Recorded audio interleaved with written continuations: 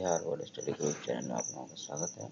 और आज हम लोग पढ़ रहे हैं क्लास 10 की जो ज्योग्राफी के चैप्टर 1 का जो है पार्ट 5 है, जिसमें हम लोग वन्य और वन संसाधन के बारे में पढ़ेंगे। वन्य प्राणी क्या हैं, इन सारी चीज़ों के बारे में बात करेंगे। ठीक है, तो इसमें है सबसे पहला है कि बुद्ध का एक स्टेटमेंट हम लोग देते हैं कि बुद्ध जो है सो जब अंगुलीमाल से मिले थे तो अंगुलीमाल बहुत गुस्से में था, उनको मारने वाला था। बट बुद्ध के तेज और शांति को देख करके बड़ा घबरा गया वो, और बोला कि आप मुझे एक डाकू को देख के आप इतना शांत कैसे हो गए हैं, आपको डर नहीं लग रहा? तो बुद्ध ने बोला कि नहीं, मुझे डर नहीं लग रहा। तो उन्होंने पूछा क्यों? तो बुद्ध ने बताया, अंगुलीमाल ने पूछा कि आपको डर क्यों नहीं लग रहा? तो बुद्ध ने यह बताया था कि हमारे अंदर डर खत्म हो गया है, हमें ज्ञान की प्राप्ति हो गई है। मतलब हमारे अंदर की जितनी भी सारी चीज़ें हैं, जैसे इच्छा है और जितनी भी सारी चीज़ें, हमको उससे मतलब नहीं है। बुद्ध ने फिर अंगुलीमाल से कहा कि तुम इस पेड़ की एक टहनी तोड़ दो। तो अंगुलीमाल ने तोड़ दिया। फिर उन्होंने बोला है कि अब इसे तुम जोड़ो। अंगुलीमाल बोला कि ये कैसे संभव है?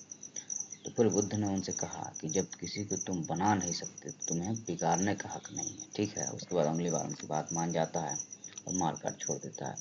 तो ये एक छोटी सी स्टोरी हम बताने का मतलब यही था आप लोगों के सामने कि हम ये चाह रहे हैं कि हमें जो है वही काम करना चाहिए जिसका वही मतलब आपको अधिकार वहीं तक है जहाँ तक आप कर सकते हैं।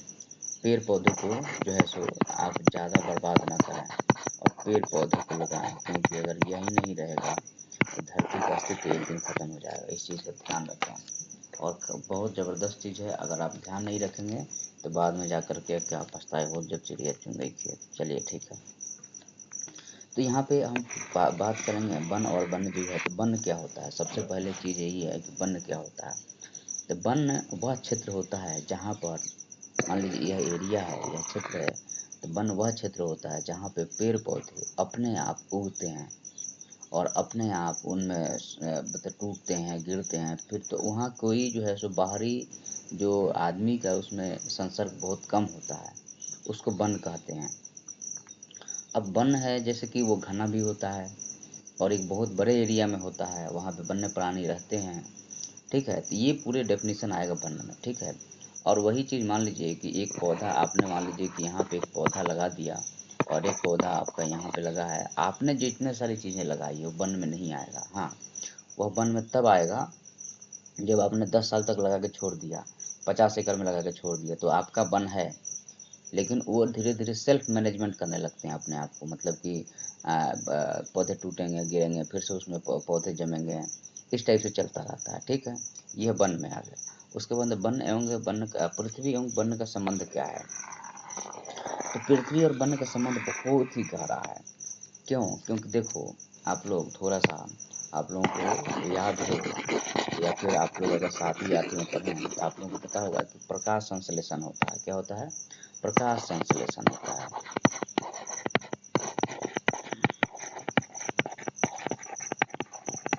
ये जो प्रकाश संश्लेषण होता है क्या है? प्रकाश संश्लेषण में क्या होता है कि यह एक पत्ता है और पत्ता है यह, और यहाँ पे क्या है कि आपका जो है ये पेड़ का पत्ता हो गया और यहाँ पे सूरज का सनलाइट आके यहाँ पे पत्ता है, और ये जो है सो ये तना है और ये जड़ें हैं, यहाँ से जो है सो पानी गया और साथ में पदार्थ भी गया और इस सूर्य लाइट, और यहाँ पे जो है सो प्रकाश संश्लेषण की क्रिया होती है। जब प्रकाश संश्लेषण क्रिया होती है तो पेड़ों का भोजन बनता है। ठीक है, अब फिर ये भोजन डिस्ट्रीब्यूट होता है चारों तरफ। लेकिन इसके साथ में एक बाहर से CO2 यह लेता है और O2 को छोड़ देता है। सोचो, जो हम लोग ऑक्सीजन लेते हैं वह पेड़ पौधे हमें देते हैं और CO2 को ले लेते हैं। अगर CO2 की मात्रा बढ़ती है तो धरती पे गर्मी बढ़ती है। धरती पे गर्मी बढ़ेगी तो जितने भी बर्फ़ है वो पिघल जाएंगे और नदियों और महासागरों का जल स्तर बढ़ जाएगा, और उसके कारण क्या हो जाएगा, बहुत सारे लोग डूब जाएंगे और पृथ्वी की बैलेंस बिगड़ जाएगा। ठीक है ना? तो इसलिए जो है सो पृथ्वी का वन के साथ एक बहुत ही गहरा रिश्ता है। दूसरा चीज़, ये जोर से पकड़े रहते हैं धरती को, तो यहाँ की मिट्टियाँ भी इसके जले से बंधी रहती है, ये मिट्टियाँ बह के पानी से नहीं जाती हैं। तीसरा चीज़, यह जो है सो इवेपो ट्रांसपिरेशन करते हैं, जिसके कारण बादल बनता है और वर्षा होता है। ठीक है। चौथा चीज़, ये आपको खाने पीने से लेकर हर चीज़ की व्यवस्था करते हैं वन। पांचवा चीज़, यहाँ पे ये टेम्परेचर को मेंटेन करते हैं अपने एरिया में, जिसके कारण जो है सो ज़्यादा गर्मी और ज़्यादा ठंडी से बचा रहता है। तो सोचो वन का कितना आपके साथ में रिलेशन है, फिर भी लोग वन को काट रहे हैं। तो ये बड़ा ही अतिशक्ति वाली बात है कि इतना अच्छा चीज़ होते हुए और इतना सब चीज़ होते हुए भी आप वन को काट रहे हो, बर्बाद कर रहे हो। यह छोड़ दो और वन लगाओ। अगर वन नहीं लगाओगे तो एक दिन आप बर्बाद हो जाओगे, कोई नहीं बचाएगा आपको। ठीक है ना। एक संस्कृत में श्लोक है कि जस्य नास्ति स्वयं प्रज्ञा शास्त्रं तस्य करोति किं लोचनाभ्यां भिन्नस्य दर्पणां किं करिष्यति। इसका मतलब यह हुआ कि जिसकी बुद्धि स्वयं से भ्रष्ट हो गई है, उसको शास्त्र युक्त वचन कुछ नहीं कर सकता। जैसे कि वह व्यक्ति जिसका आँख नहीं है, उसके सामने आईना रख के तुम क्या करोगे? समझ रहे हैं ना बात को? इसलिए हमें इस चीज़ पर ध्यान रखना पड़ेगा। अब वनों के प्रकार, वन के प्रकार के बारे में बात करोगे तो देखो सबसे पहले होता है वर्षा वन। तो वर्षा वन होता है वर्षा, देखो भारत में लगभग 16 प्रकार के वन पाए जाते हैं, लेकिन हम लोग 5 पे बात करेंगे। वर्षा वन हो गया। वर्षा वन के बाद में जो है सो आपका पतझड़ वन होता है। अभी आएगा, इस पर जब बात करेंगे, अभी आएगा तो हम बात करेंगे। वर्षा वन हो गया, पतझड़ वन हो गया। ठीक है। पतझड़ वन के बाद में जो होता है कि आपका कटीले वन होते हैं, कटीले वन। ठीक है। उसके बाद में होता है पर्वतीय वन। ठीक है। अब पर्वतीय वन के बाद में क्या होता है? दलदली क्षेत्र के वन, दलदल वन बोल देते हैं हम लोग, या जवारीय वन बोल देते हैं इसको। ठीक है।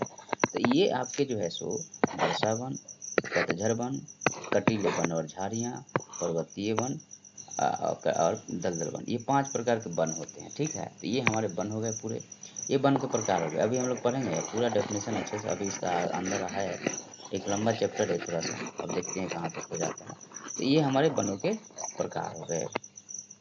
वनों के प्रकार के बाद में हम लोग पढ़ेंगे जैव विविधता। यह एक बड़ा ही अच्छा टर्म है और इसको समझना चाहिए जितने भी पढ़ने वाले बच्चे हैं। अगर आप लोग जैव विविधता को समझते हो तो बहुत ही अच्छी बात है, समझना चाहिए आदमी को कि जैव विविधता है क्या। देखो जैव विविधता का मतलब क्या होता है? तो जैव विविधता का मतलब यह होता है कि आपका मान लो कि एक यह एरिया है या क्षेत्र है, यहाँ पे झाड़ियाँ भी हैं, बड़े वन भी हैं, छोटे वन भी हैं और बहुत सारी चीज़ें इसमें हैं, बहुत एकदम मिला घुसा पड़ा है। ठीक है। और पहाड़ से जब आप देखते हो तो एकदम आपको हरियाली दिखता है, एकदम हरा भरा दिखता है। ठीक है। जैसे 50 एकड़ में है। तो यहाँ पे बहुत सारे पौधों के प्रकार हैं, वह जैव विविधता है। बहुत सारे जीव जंतु इसमें रहते होंगे, वह जैव विविधता में आएगा। बहुत सारे कीड़े मकोड़े रहते होंगे, वह जैव विविधता में आएगा। और एक बहुत ही उपजाऊ, बहुत ही सुनहरा जगह है यह जैव विविधता। जैसे भारत एक क्या है, मानव विविधता वाला या धर्म विविधता वाला देश है। कैसे? कश्मीर से लेके कन्याकुमारी तक, अब गुजरात से लेके अरुणाचल प्रदेश तक, डिफरेंट डिफरेंट तरह के लोग, डिफरेंट डिफरेंट जाति के लोग, डिफरेंट डिफरेंट धर्म के लोग, अलग अलग भाषाओं को बोलने वाले लोग हैं। वह जैव विविधता हुआ। वह जैव विविधता नहीं, वह मानव विविधता हुआ। तो जैव विविधता क्या हुआ? जैव विविधता मतलब ऐसा बोल सकते हैं कि जैव विविधता है वह क्षेत्र है जहाँ पर वन्य प्राणी से लेकर के वन्य जीव से लेकर के पेड़ पौधों का बहुत ज़्यादा विभिन्नता या भिन्नता पाई जाती है। उस एरिया को हम लोग जैव विविधता बोलते हैं। फिर से हम बता दे रहे हैं, जैव विविधता वह क्षेत्र होता है जहाँ पर वन्य प्राणी से लेकर के जीव जंतु में बहुत ज़्यादा भिन्नता पाई जाती है या बहुत ज़्यादा संख्या में पाए जाते हैं अलग अलग प्रकार के जीव, अलग अलग प्रकार के वन, उसको हम लोग जैव विविधता बोलते हैं। क्लियर हुआ? चलो आगे बढ़ते हैं। मैथ वाला लेक्चर आप लोग देख लेना, कोई दिक्कत है तो बताना, फिर आगे हम बताते रहेंगे आप लोगों को। और ये चलता रहेगा, हमारे साथ जुड़े रहिए, मज़ा आएगा। ठीक है। आगे बढ़िए।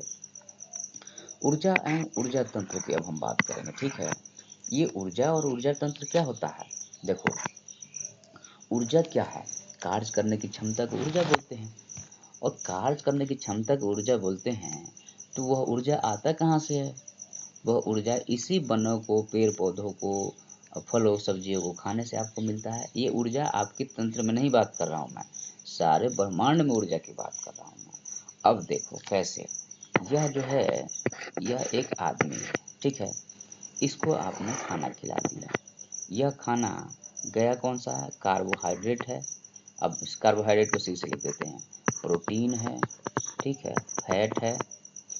इस तरह से इसके अंदर गया तो ये टूटेगा। तो प्रोटीन क्या करेगा, आपके सेल को मजबूत करेगा, आपको रोग होने से बचाएगा। फैट आपके शरीर में जाकर जमा हो जाएगा। और कार्बोहाइड्रेट है, यह आपको कार्य करने की क्षमता देगा, ठीक है, यह आपको एक्टिविटी को बनाए रखेगा। तो यह जो ऊर्जा गया है, जो आपने खाया है यहाँ से, आपके पेट में गया है, यह है का आया कहाँ से यह? तो यह जो आया है, यह इन्हीं पेड़ पौधों से आया है। तो यह मान लो कि एक एक यह जो है सो, अब हम बता रहे हैं कि यह एक मान लो पेड़ है, ठीक है, यह एक पेड़ है। तो इसको मान लो कि एक जो है सो ऐसा है कि एक जो है सो इधर एक जानवर आया और इसको खा गया, ठीक है, यह पेड़ है, इसको एक जानवर खा गया। फिर क्या हुआ कि कुछ देर बाद में एक और इससे बड़ा जानवर बाघ आया, मान लो गाय खाई थी या हिरन खाई थी, बाघ आया इनको खा गया, ठीक है। तो यह जो है, यह पेड़ क्या है, उत्पादक हो गया। समझना ध्यान से, पेड़ उत्पादक हो गया। और ये जो गाय हो गई वो प्राथमिक कंज्यूमर हो गई, मतलब पहली बार प्रथम श्रेणी की खाने वाले हो गई। और मान लो गाय नहीं और छोटा कोई चीज़ मान लो कि हमने इसको मान लिया कि हिरन खा गई। हिरन को कौन खा गया, तो शेर खा गया, तो ये द्वितीय कंज्यूमर हो गया। तो जितना एनर्जी इस पेड़ के पास था, क्या उतना पूरा का पूरा ये गाय खा गई, क्या नहीं खाई। तो 10% जो है सो हर लेवल पे जाने पे 10% घटते जाता है एनर्जी। ये आपको बाद में पढ़ना है, लेकिन हम बता दे रहे हैं। तो ऊर्जा और ऊर्जा तंत्र, तो यह एक तंत्र हो गया ना ऊर्जा का, कि यह एक सीरीज हो गया कि एक के बाद एक, किस दूसरे में, फिर तीसरे में। पहले पेड़ से पैदा हुआ वह एनर्जी हिरन में, हिरन से कहाँ गया, शेर में गया। तो एक ऊर्जा का क्या हुआ, तंत्र हो गया। तो ऊर्जा बता दिया आपको, कार्य करने की क्षमता ऊर्जा होती है। और ऊर्जा तंत्र का मतलब होता है कि चेन ऑफ एनर्जी का जो है सो, ऐसा बोलेंगे हम लोग कि वह ऊर्जा तंत्र वह तंत्र होता है जिसमें ऊर्जा का परिवहन होता है। एक तंत्र से, एक जीव से दूसरे जीव में ऊर्जा का परिवहन होता है, उसको हम लोग क्या बोलते हैं, ऊर्जा तंत्र बोलते हैं, ठीक है। अंग्रेजी में इसको आपका क्या बोलेंगे, एनर्जी चेन बोलेंगे उसको। और ये एक इन्वायरमेंट जब पढ़ेंगे आप लोग 12वीं में अगर कोई पढ़ता है तो उसमें फिर इसके बारे में बात की जाती है, ठीक है। ये क्लियर हो गया ऊर्जा और ऊर्जा तंत्र। अब हम आगे बढ़ते हैं और आगे बढ़ के आप लोगों को आज बताने वाले हैं, क्या बता रहे हैं, तो हम बता रहे हैं वन संसाधन। वन संसाधन कैसे है इसके बारे में बात करो अब, कि वन तो सब ठीक है, ये संसाधन कैसे है। तो संसाधन का मतलब क्या होता है कि वह सारा चीज़ जो है, वह सारा चीज़ जो आपकी ज़िंदगी को आसान बनाता है, आराम से जीते हैं, वह संसाधन में आएगा। जैसे आपका कार है, एक संसाधन है, मोबाइल है, एक संसाधन है, एसी है, एक संसाधन है। वैसे ही वन एक संसाधन है, आपको खाने पीने की व्यवस्था करता है। जैसे आज के डेट में आम आ रहा है, तो आम कहाँ से आया है, पेड़ पौधे से तोड़ के ले आए हो ना, लकड़ियाँ आ रही हैं, वन संसाधन है। इन संसाधनों से हम लोग ले आते हैं, लेकिन जितना हम काटते हैं उससे ज़्यादा लगाना चाहिए, लेकिन हम लोग नहीं लगाते हैं, इसलिए क्या है, इसका ह्रास हो रहा है। तो ये एक संसाधन है। संसाधन वह चीज़ है जो आपकी ज़िंदगी को आसान बनाता है, सिंपल से वर्ड में। अब क्या है, एक चीज़ और बता दूँ, देखो अगर आप लोग इंडिया की मैप देखें थोड़ा सा, तो ये हो गया नेपाल, ठीक है, ये सिक्किम हो गया, और इधर ये अरुणाचल प्रदेश हो गया, ये हो गया। चलो उतना अच्छा मैप तो नहीं बना, लेकिन फिर भी ठीक है। देखो हम क्या बता रहे थे कि यह इधर से, यहाँ से ये हरिद्वार के पास से इधर से गंगा आ गई, इधर से ये ऐसे आई, ठीक है, और एक पार्ट इधर हो गया, दूसरा पार्ट इधर चला गया, ठीक है। नीचे वाला हुगली हो गया, ऊपर वाला जो है बांग्लादेश में चला गया गंगा के नाम से। अब जो है कि यह वाला इलाका जो था पूरा बंद था, मतलब यूपी से लेकर के इधर अरुणाचल, ये पूरा बंद था। इधर से आर्यन लोग आते हैं और उनके पास में जो है सो हथियार रहता है, और छोटनागपुर में यहाँ पे आयरन का जो है सो खान मिल जाता है।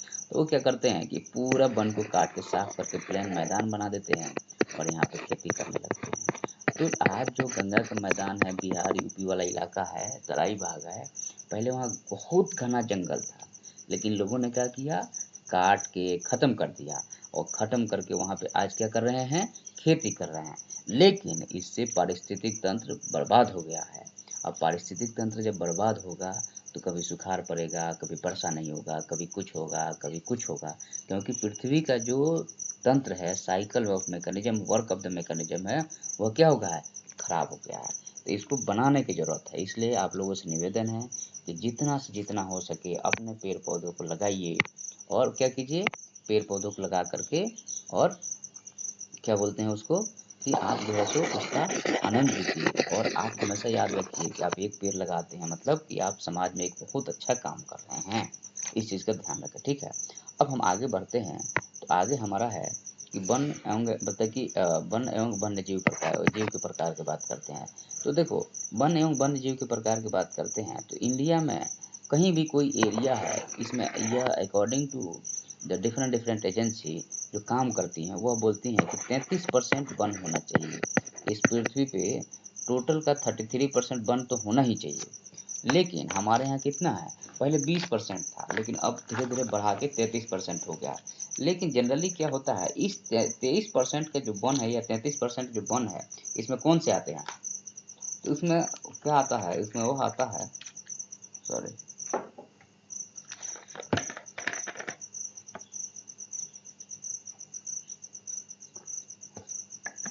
इस 33% में जनरली देखो, वनों में क्या है कि जो एक्टिव वन है उसी को काउंट किया जाता है। तो ये एक्टिव वन क्या होता है सर बताइए। तो एक्टिव वन मतलब कि ये एरिया है, तो इसमें अभी वन है, इसी को काउंट किया जाए। जनरली गवर्नमेंट के रिकॉर्ड में ये वन एरिया घोषित तो है, लेकिन यहाँ पेड़ पौधे ही नहीं है, तो इसको आप वन नहीं मानोगे।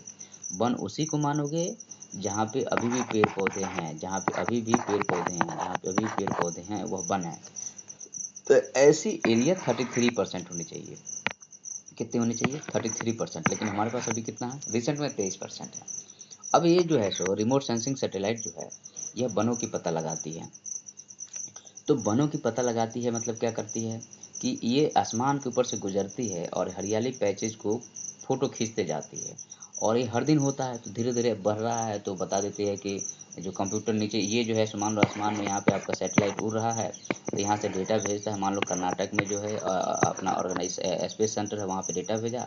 यहाँ पे एक कंप्यूटर लगा है, यहाँ पे एक आदमी बैठा है, डेली देख रहा है, फोटो का एनालिसिस कर रहा है। तो कंप्यूटर में सॉफ्टवेयर आता है, धीरे धीरे मान लो कि बढ़ा है, तो बोल देता है कि हाँ अब 24% बर्न हो गए हैं, क्योंकि ये डेली का डेली फोटो का एनालिसिस कर रहा है ना।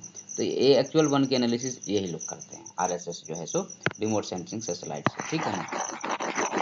उसके बाद में हम बात करेंगे आपका कि वनों के वितरण के बारे में बात करते हैं। एक अच्छा टॉपिक है, वनों के वितरण के बारे में थोड़ा बात किया जाए, ये बहुत अच्छा मज़ेदार टॉपिक है। चलो देखते हैं कैसे। देखो, अब क्या है कि हम लोग को ये तो पता है कि चलो अभी हम एक और बना देते हैं, ये एक बार भारत, आप लोग भारत का मानचित्र बना लिया करो, एग्जाम में भी आता है। और आप लोग भारत में रहते हैं यार, ये हमारा देश है, ये हमारी मातृभूमि है। और इसका मानचित्र अगर हमें नहीं बनाने आता है तो हमारे ऊपर धिक्कार है यार, हैं। इसलिए हम लोग को अपना देश का मानचित्र तो बनाने आना ही चाहिए।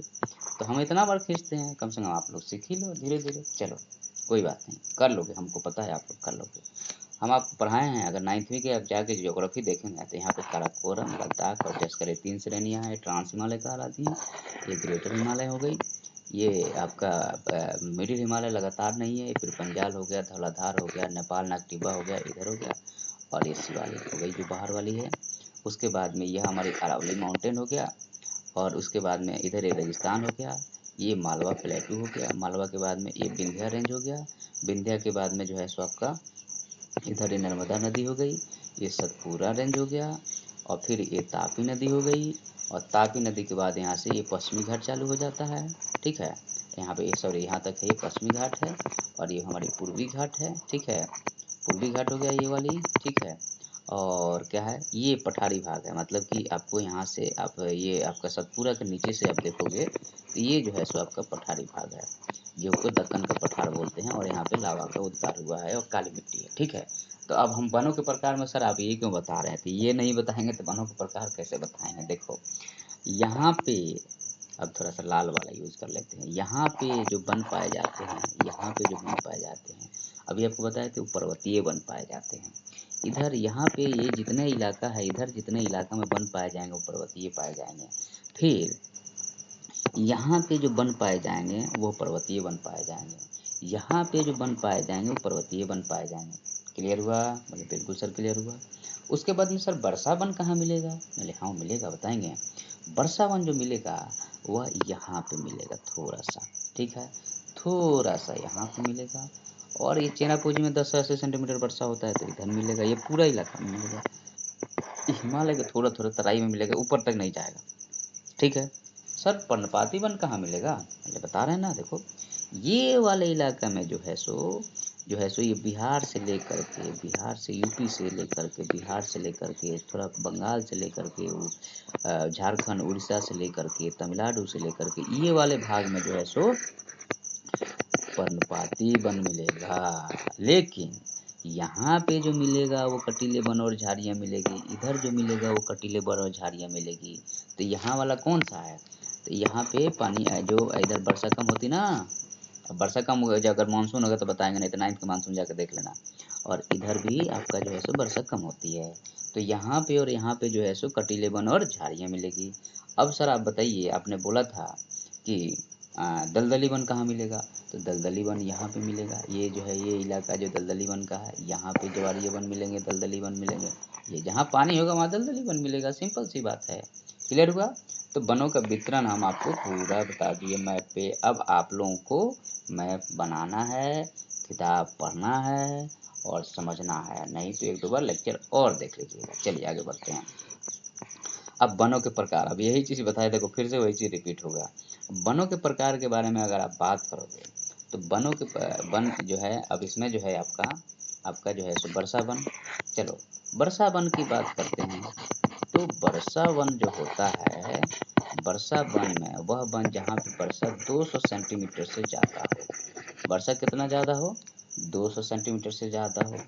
पेड़ एक साथ पत्तियां अपनी नहीं गिराते हैं।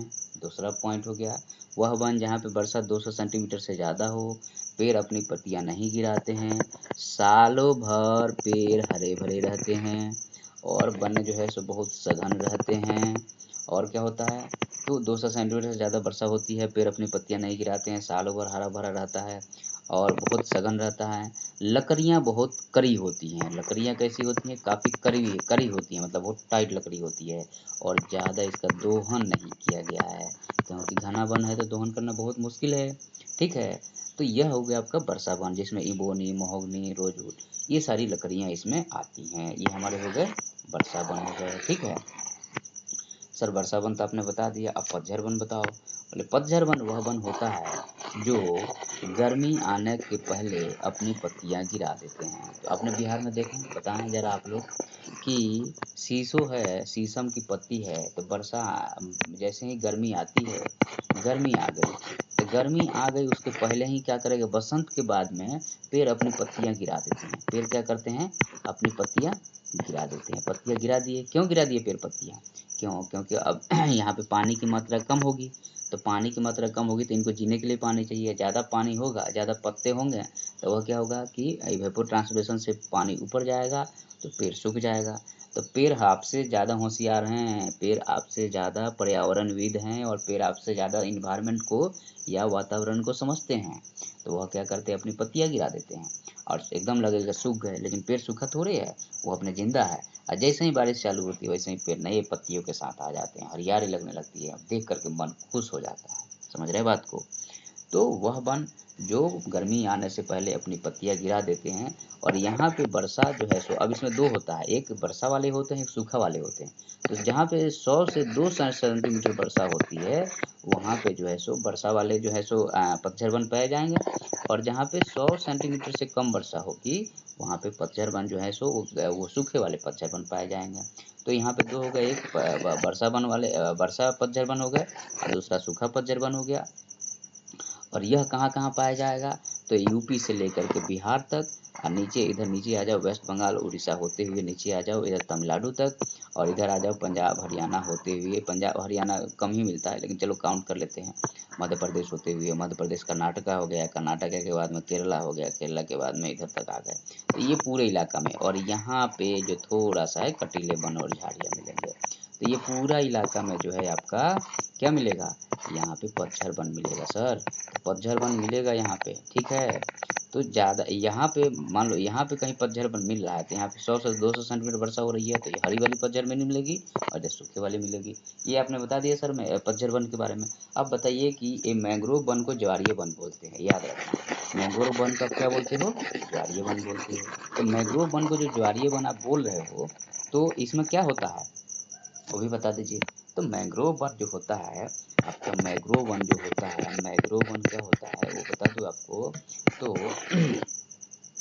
मैंग्रोव वन वह वन होता है जिसमें ये जो है सो पानी है, तो पानी के किनारे यहाँ पे जो वन मिलेगा, इस किनारे पे जो वन मिलेगा या पानी के इधर भी कुछ वन मिलेंगे, ये मैंग्रोव वन होते हैं। जैसे आपका गंगा नदी का डेल्टा, कृष्णा नदी का डेल्टा, गोदावरी नदी का डेल्टा, गुजरात, कुछ जो है सो आपका केरल हो गया, तमिलनाडु तटीय भाग हो गया, ये वाले में मिलेंगे। ये इंडिया का तटीय भाग हो गया ना, अगर गुजरात में भी कुछ मिलेगा। तो वह वन जो पानी, खरे पानी में या पानी में जीवित रह सकता है वह मैंग्रोव वन है। इनके जो है सो जड़े के जो है सो पानी से ऐसे ऊपर निकल आते हैं, ठीक है। उसके बाद में ये है कि इनकी पत्तियां जो, इनके बीज जो हैं वो पेड़ पे ही अंकुरित होकर फिर पानी में गिरते हैं, नहीं तो नीचे पानी में बिना अंकुरित होकर गिरे तो सड़ जाएंगे। तो ये मैंग्रोव वन हो गया। अब सर पर्वतीय वन क्या होते हैं? तो वह वन जो पर्वतों पर पाए जाते हैं वो पर्वतीय वन कहलाते हैं, ठीक है ना। तो पर्वतीय वन जो है सो जैसे आपका इसमें मैंग्रोव वन में आप लिख लेना, पौधों का नाम लिख लेना आप, सुंदरी ट्री लिख लेना, सुंदरी पेड़, ठीक है, सुंदरी पौधा लिख लेना। उसके बाद में जो है सो पर्वतीय वन क्या है? तो पर्वतीय वन जो है आपका, पर्वतीय वन जो पर्वतों पर पाए जाते हैं, जैसे कोंधारी वन हो गए, चौड़ी पत्ती वाले वन हो गए।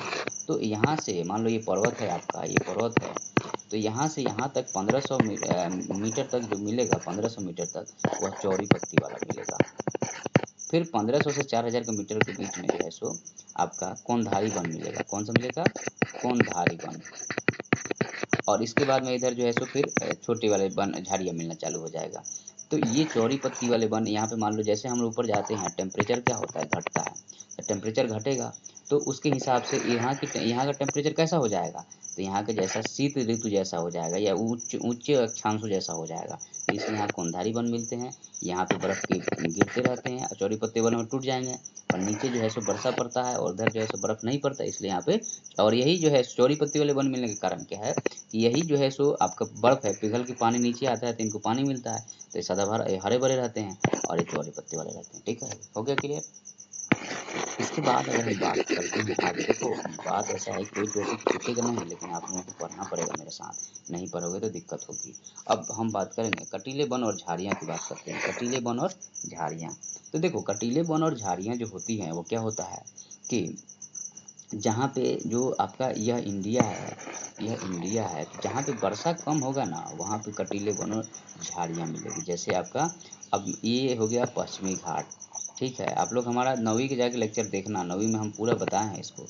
पश्चिमी घाट हो गया, तो यहाँ पे ये वाला जो पश्चिमी घाट है, अब इधर से हवाएं चलती है पानी से भरी हुई और इधर हवा उठ करके वर्षा कर देती हैं। दूसरे साइड जब जाती हैं इधर तो क्या होता है, इधर उनके पास वर्षा नहीं रहता, नीचे उतरने लगती हैं, सूख जाती हैं। तो यहाँ पे कोई वर्षा का बूंद बहुत कम पड़ता है, मतलब 100 सेंटीमीटर से कम आता है वर्षा होता है। तो यहाँ पे कटीले वन और झाड़ियाँ, जैसे आपका से खैर, बबूल, कीकर हो गया और ये अरावली हो गया, और इधर राजस्थान है, तो यहाँ पे भी जो मिलेगा वहाँ पे कटीले वन और झाड़ियाँ मिलेगा। तो ये एरिया को याद रख लेना आप लोग, मैप में बना लो ना, क्या दिक्कत है, मैप बना लिया करो, मैं बनाता तो हूँ, मैप बना लिया करो, ठीक है। अब यहाँ पे है कि कटीले वन और झाड़ियाँ हो गया, तो अब यहाँ पे देखो एक सघन वन हो गया, अति सघन वन हो गया। तो सघन वन कौन सा वन है? जो मतलब कि एकदम मतलब कि जैसे आपका मान लो कि वह वन जो पश्चिमी घाट में मिल रहा है वो सघन वन है, और पश्चिमी घाट में जो ज़्यादा वर्षा वाले क्षेत्र होंगे वहाँ पे अति सघन वन, मतलब आप घुस भी नहीं सकते, चारों तरफ से आपको छिल जाएगा। खुले वन होते हैं, जैसे कि मान लो यहाँ पे पेड़ पौधे ऐसा है, जैसे कोई वन है जहाँ पे बहुत ज़्यादा पेड़ पौधे हैं, फिर धीरे धीरे काटने लगे लोग तो खुला हो गया वन। झाड़ियाँ और मैंग्रोव तो हमको बता ही चुके हैं, ठीक है। तो अब यहाँ पे ये सरकार के हिसाब से वन है, 1 मिनट देख लेते हैं, थोड़ा सा ज़्यादा लंबा लेक्चर ना हो जाए, फिर हम देखते हैं। अगर आधा घंटा का हो गया होगा तो रोक दें, हाँ ठीक है, अब आज यहीं रोक दे रहे हैं, आगे पढ़ाएंगे इसको कल।